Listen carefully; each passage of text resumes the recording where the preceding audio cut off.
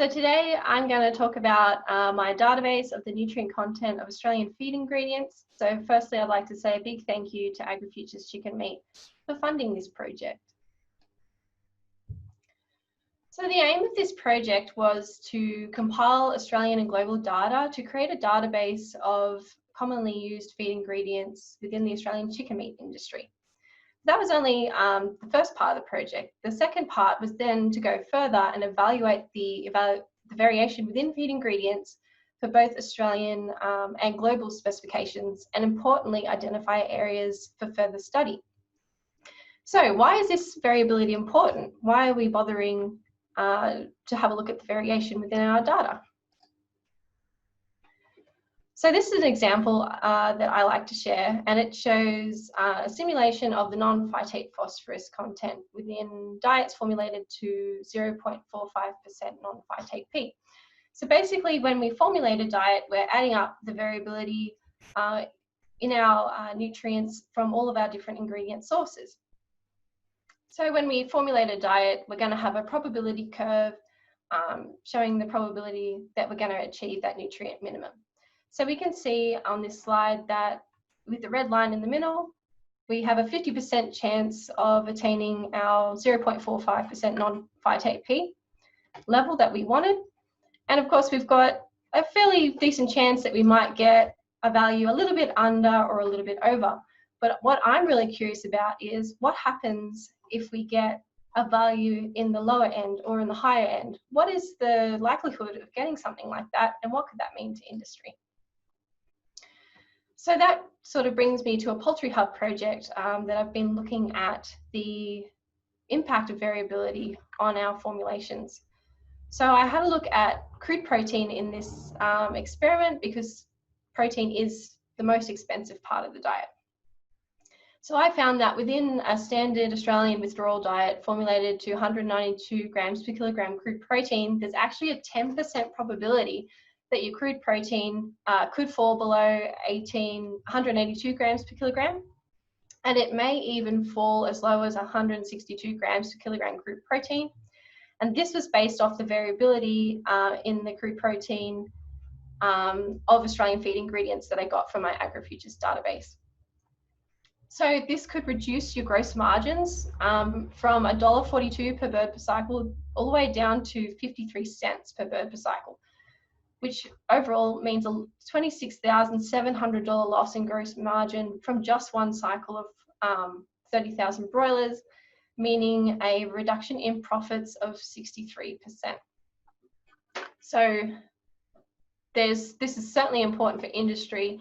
While it is a small chance, if you just happen to get a diet that is way lower, it can certainly cost quite a lot. So because feed represents the primary cost of broiler production, uncertainty in feed formulation is going to be really costly, which is what we just saw. So this is why nutritionists use safety margins within their formulations. But how do you decide how big to make your safety margin if you're not sure about the variability in your ingredients? So of course, to ensure our requirements are met, we need to be able to accurately determine what the nutrient specifications of our ingredients are, and also the variability that exists. But Australian broiler nutritionists express concern because we don't have a lot of information on Australian feed ingredients, and assessing the reliability of this information is really difficult. So this brings me back to my AgriFutures project then, to build a database of Australian feed ingredients. So it started off with a survey of Australian broiler nutritionists to identify what ingredients they're most interested in, and also what nutrients. So then I contacted source companies to provide data for the database. So a massive thank you to Adissio, Ajinomoto, Cootamundra Oilseeds, DuPont, Evonik, Poultry Hub, Novus, Premier Nutrition, RCI, Feederpedia, and feedtables.com for contributing data. Data are also obtained from the literature where required. So from that, I collected obviously the means for the nutrients, but also the standard deviation for each nutrient and the sample numbers. And from this, I could then calculate the sample size that would be required to determine the mean value with at least 90% accuracy. So the database itself consists of 42 ingredients with 102 nutrient specifications for each ingredient, and it reports mean values, sample numbers, and standard deviations. And the data is grouped by each individual company. Then I also provide summary data for Australian and global data. So again, a massive thank you to AgriFutures for funding this study and to all of the companies that contributed. So if you want to just print screen, or you can contact me or Rochelle for these links, or just Google AgriFutures feed ingredient database to get either a PDF copy of the database, or it's also on the Extension Oz website, have PDF and an Excel copy of the database. So also, the more downloads we get, we may actually be able to justify making an app. So please feel free, download it and share it amongst your colleagues.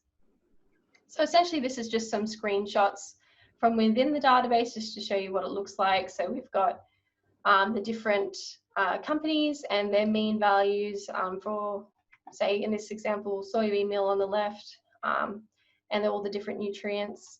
And we also have on the right the standard deviations and calculations as to the accuracy of the data as well. So this is just a summary of some of the data within the database, just to show you sort of what it looks like. So this represents the mean crude protein level in ingredients, and you can see that the blue bars show the Australian data and the orange bars show the global. So we can see that we're missing some data for the Australian data, but mostly it's all there. Then looking at this graph, we can see the total sample numbers for crude protein for Australian samples in blue and global samples in orange. So obviously we're going to have a lot more sample numbers for the global data than Australian, just because we're only a tiny little portion of the world. If we then go and look at the standard deviation, which essentially means the variation within these feed ingredients for crude protein. So we can see in the global data in orange and the Australian data in blue. So generally, there's a lot greater standard deviation for crude protein in the global data, which makes sense because you're taking it from all over the world. There's going to be a lot more variation there. Interestingly, there's more variation within just the Australian samples within meat and bone meal. So once we've got that standard deviation data and we have the sample number data, we can then calculate what's the sample number required to get 90% accuracy in that mean value. So this is looking at the global data only, and this is for crude protein. So we can see that for pretty much every single ingredient, we have more than enough sample numbers to accurately predict the mean crude protein value for these ingredients. So that's really good. Then if we have a look at Australian data, we can see that in the majority of cases, there are enough sample numbers to accurately predict the mean for crude protein. However, there are some ingredients where the sample number required is actually higher. So for example, barley is one that really stands out, also lupins. So essentially there's a lot of variation within barley, and we need more samples in order to really pin down what the mean value is. But of course, nutritionists don't formulate diets to crude protein, they formulate diets to amino acids. And of course, crude protein is a much easier nutrient to determine and to analyze. So it's something that has a lot higher sample numbers. So then when we look at the amino acid contents, the total amino acid contents of our ingredients, particularly for the Australian samples, we can see that actually a lot of the data doesn't have enough samples in order to estimate the mean with at least 90% accuracy. So there's a lot more sample numbers required for things even like wheat, sorghum, triticale, barley, corn, as well as things like lupins and peas. So I went through and did calculations for all of the data in the database, which is also reported in the PDF and Excel database, in those databases. And so overall, only 13% of Australian data had enough sample numbers to meet the requirement for 90% accuracy estimation of the mean. Global data was better at 40%. However, you can see that there are still quite a few gaps within the database.